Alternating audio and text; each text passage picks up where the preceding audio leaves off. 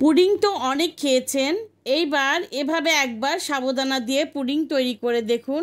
আমরা জানি সাবুদানা আমাদের স্বাস্থ্যের জন্য অনেক উপকারী, তাই এটি পুডিংকে আরও হেলদি করে দেয়।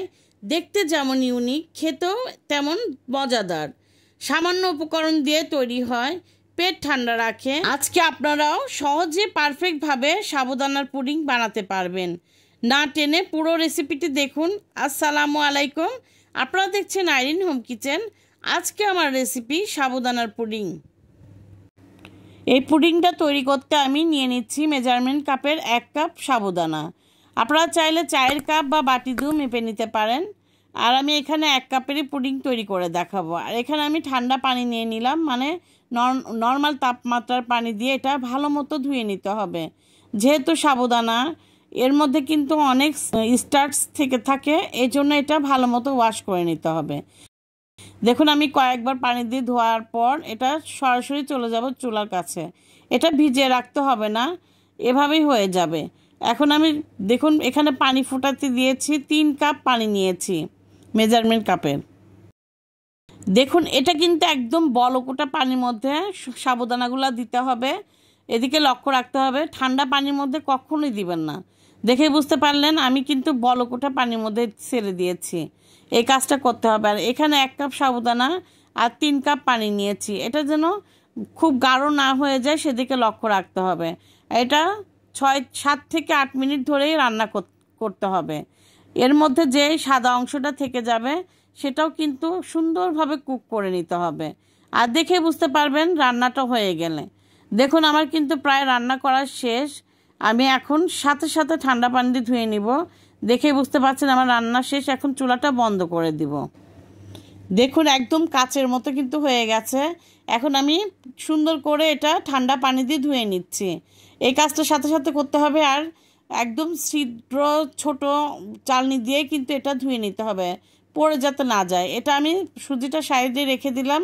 এখানে 1/3 কাপ আমি চিনি দিয়ে দিলাম। একটা ফ্রাই প্যান নিয়ে নিয়েছি, আর এখানে সামান্য একটু পানি দিয়ে দিলাম, তাহলে ক্যারামেলটা ধরে যাবে না। যদি ফ্রাই প্যানে হয় তাহলে পানি দিতে হবে না। যেহেতু আমি স্টিলের নিয়ে নিয়েছি এই জন্য একটু পানি অ্যাড করে দিলাম। দেখুন এই ক্যারামেলটা দেখুন, কালারটা দেখেই বুঝতে পারছেন কেমন কালার।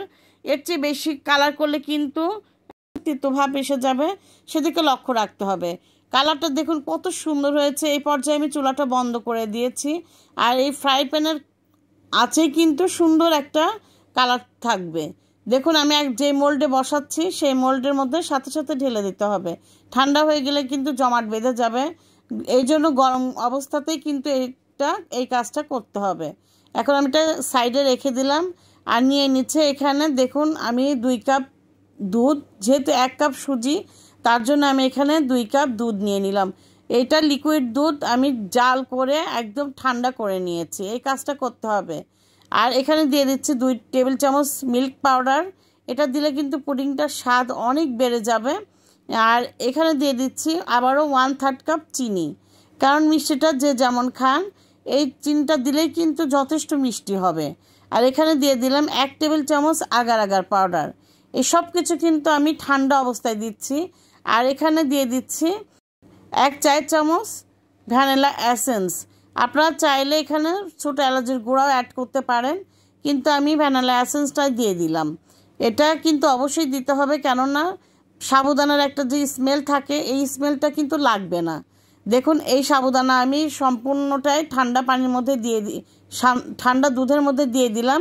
এখন এই সব কিছু চুলা কিন্তু এখন আমি ধরাইনি, সব কিছু সুন্দর করে এভাবে মেল্ট করে নিতে হবে। আর আগার আগার পাউডারটাও কিন্তু যেন দলা পেকে না থাকে সেদিকে লক্ষ্য রাখতে হবে।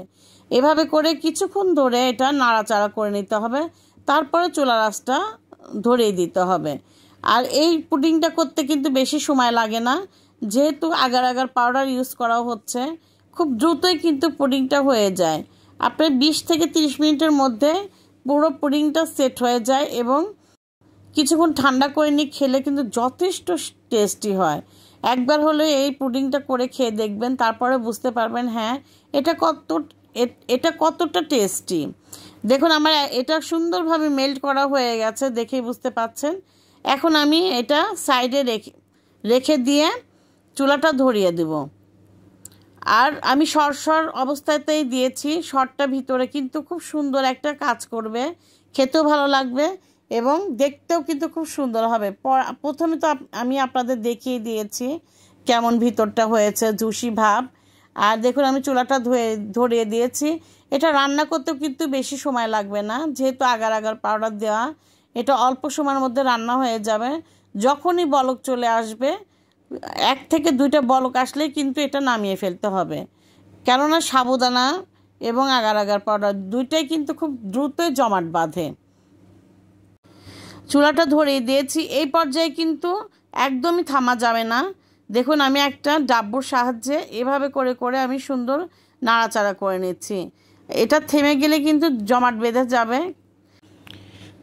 দেখুন কথার ফাঁকেই কিন্তু পুডিংটার মধ্যে সুন্দর বলক চলে আসতেছে, দেখে বুঝতে পারছেন। আর এটা কিন্তু আপনারা করে ঘরে রেখে দিতে পারেন ফ্রিজে, যেহেতু বাচ্চারা স্কুলে যায়, প্রতিটা ঘরেই কিন্তু বাচ্চারা স্কুল করে। এই গরমের মধ্যে যদি এই 1 পিস বাচ্চারা স্কুল থেকে এসে খেতে পারে, তো ওদের আত্মাটা কিন্তু জুড়ে যাবে। আর খাওয়াটাও কিন্তু খুবই হেলদি। আর অনায়াসে এই পুডিংটা যারা সাবুদানা পছন্দ করে না, তারাও কিন্তু এই পুডিংটা খেয়ে উঠবে।